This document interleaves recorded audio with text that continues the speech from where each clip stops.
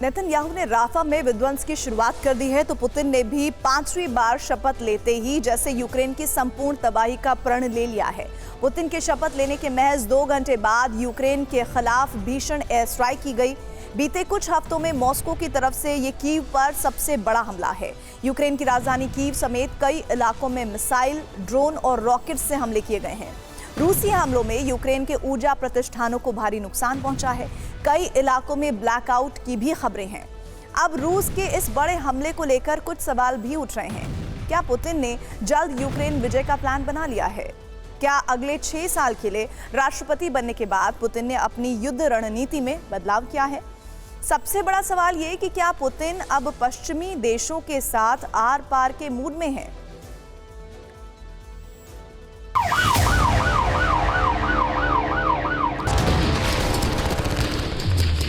शपथ के 2 घंटे बाद ही पुतिन ने यूक्रेन समेत पश्चिमी देशों को अपनी पावर का ट्रेलर दिखा दिया। पुतिन के शपथ लेने के 2 घंटे बाद रूसी सेना ने यूक्रेन के कई शहरों पर भीषण अटैक किया। यूक्रेन की राजधानी कीव समेत कई शहरों पर मिसाइल, ड्रोन और रॉकेट से हमले किए गए।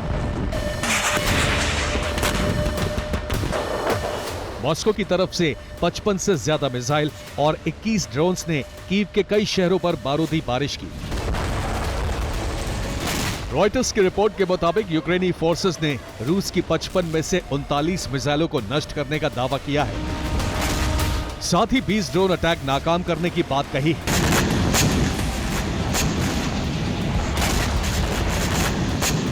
बीते कुछ हफ्तों में रूस की तरफ से यूक्रेन के खिलाफ ये अब तक का सबसे बड़ा हमला है। रूसी सेना के हमले में कीव के एनर्जी इंफ्रास्ट्रक्चर को जबरदस्त नुकसान पहुंचा है। रूस के हमलों में यूक्रेन की कई एनर्जी फैसिलिटी, 30 के करीब घर, पब्लिक ट्रांसपोर्ट व्हीकल, कार और फायर स्टेशन को नुकसान पहुंचने की खबर है। इसके अलावा यूक्रेन के जिन शहरों में ऊर्जा इंफ्रास्ट्रक्चर तबाह हुआ है उनमें पोल्टावा, किरोवोहरात, ज़ेपोरिजिया, लवीव, इवानो-फ्रैंकोव्स्क और विनिशिया शामिल हैं। रिपोर्ट है कि यूक्रेन ने ब्लैक सी से भी यूक्रेनी सैनिकों पर हमला किया है।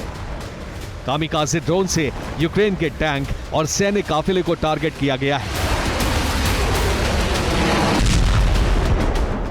उधर यूक्रेनी सेना ने भी लुहांस्क में रूस के ऑयल डिपो और गैस पाइपलाइन पर अटैक किए हैं। ऑयल डिपो पर अटैक एमएस मिसाइल से हमले की खबर है। हालांकि पहले यह आशंका जताई जा रही थी कि पुतिन के 5वीं बार शपथ लेने के बाद रूस यूक्रेन के खिलाफ बड़े हमले को अंजाम देगा।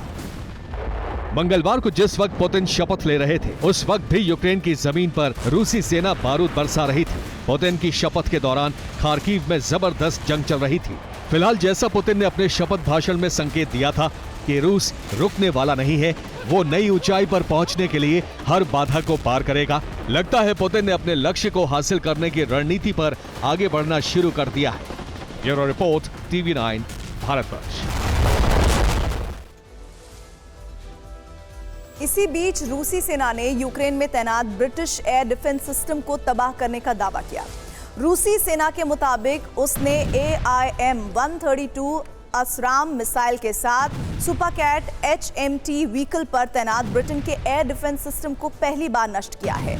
इस बीच लगता है कि पुतिन अब पश्चिमी देशों के साथ आर या पार के मूड में आ गए हैं। पोलैंड के इंटेलिजेंस चीफ जोरास्लाव ने रूस की रणनीति पर बड़ा दावा किया है। पोलैंड इंटेलिजेंस चीफ के मुताबिक रूस नेटो के खिलाफ जंग छेड़ने को तैयार है। रूसी सेना एस्टोनिया और स्वीडन पर हमला कर सकती है।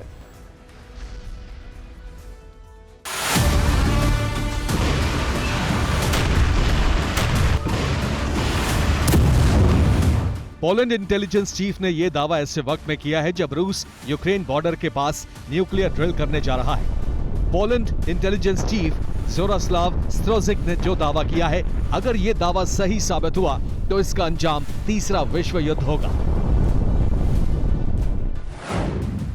दावे के मुताबिक रूस एस्टोनिया के नार्वा इलाके पर हमला कर सकता है। रूस स्वीडन के कुछ हिस्सों पर कब्जे का प्लान बना रहा है। हमले के लिए रूस ने कैलिनिनग्राड में सैन्य तैनाती बढ़ाई। बेलारूस में भी टैक्टिकल न्यूक्लियर वेपन की तैनाती की गई। पुतिन ने नेटो को परखने के लिए नई रणनीति तैयार की है। इसके मुताबिक बाल्टिक देशों पर हमले के लिए भी रूस की पुख्ता तैयारी है। इस बीच रूस और नेटो देशों के बीच टकराव बढ़ाने वाली एक और रिपोर्ट सामने आई है। इसके मुताबिक नेटो देश लिथुआनिया अपनी सेना यूक्रेन भेजने को तैयार हो गया है। लिथुआनिया के प्रधानमंत्री ने इसका ऐलान कर दिया है। लिथुआनिया की पीएम इंग्रिडा सिमोंते ने कहा है कि उनको ये बात पता है कि उनके इस कदम से रूस और भड़केगा, लेकिन रूस पहले ही न्यूक्लियर ड्रिल कर पूरे माहौल को तनाव में बदल चुका है। लिथुआनिया भी यूक्रेन की तरह सोवियत संघ का हिस्सा था, लेकिन 2004 में वो नेटो का सदस्य बन गया। अब वो सीधे रूस के साथ टकराव को तैयार है। अगर ये टकराव हुआ तो दुनिया को महायुद्ध में जाने से रोकना मुश्किल होगा।